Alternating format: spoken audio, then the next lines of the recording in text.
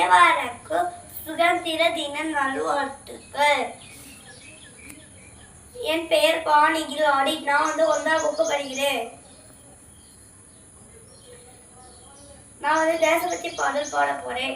இமயா முதல் குமரி வரை விரிந்திருக்கும் India, India பசுமை வளம் கனிம வளம் நிறைந்திருக்கும் இந்தியா, இந்தியா அம்பு அழம் மனதில் மலர்ந்திருக்கும் இந்தியா, இந்தியா வீரம் தீரம் குருதியில் கலந்திருக்கும் இந்தியா, இந்தியா 64 கலைகள் செழித்திருக்கும் இந்தியா, இந்தியா